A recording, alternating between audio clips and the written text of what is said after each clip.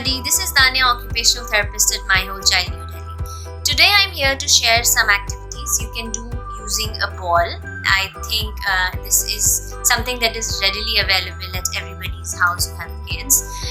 So there are many things that you can do using a ball and that can help to enhance your child's skills, be it gross motor skills, be it his play skills or language skills.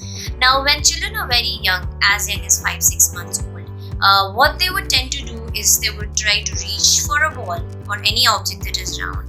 They would try to reach for it and then hold it and then they drop it. That is when the child finds pleasure in just dropping the ball, right?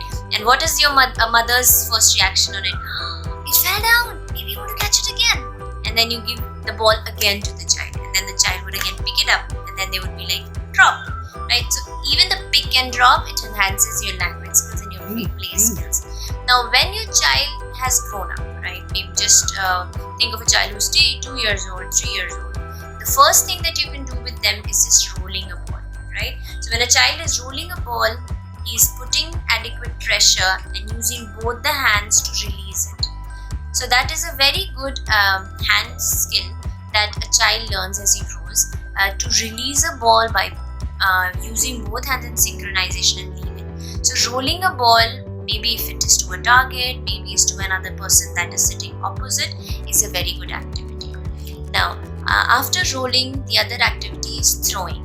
Now, throwing can be of two types. It could be overthrowing or it could be underthrowing, right? So, over is when the child takes the hands up and under is when it's the arms are under the shoulders, right? Both these are very good to develop skills like motor and eye coordination, right? When we say eye-hand coordination.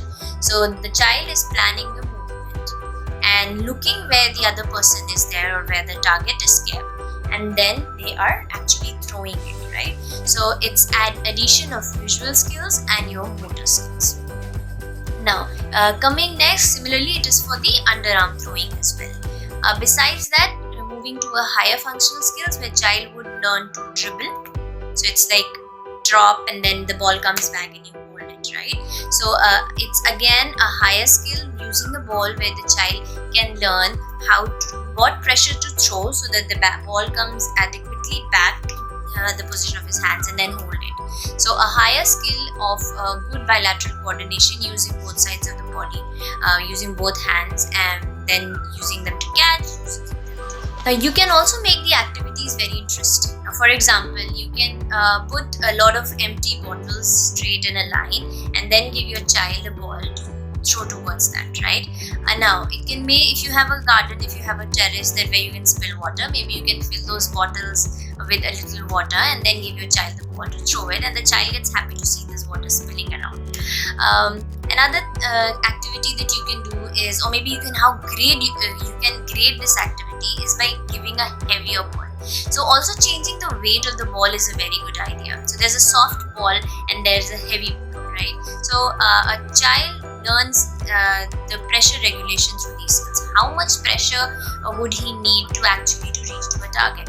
For instance, there is a different pressure you use while you're holding a paper glass, and there's a different pressure while you're using a glass made of actually glass, right, or a steel glass. So you would not press a paper glass or a plastic glass. Similarly, when it is a light ball, the child should be able to judge that how far is the target. I do not have to put a lot of pressure. I can just roll it slowly or throw it slowly. And if it is a heavier ball, I have to use a lot of pressure for him to be able to reach the target.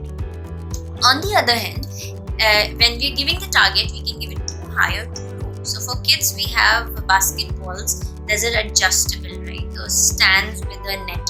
So you can start grading even that, so that if the child's level is this, you ask him to throw like this. And if you want him to do an overhead movement, you actually take the basketball higher.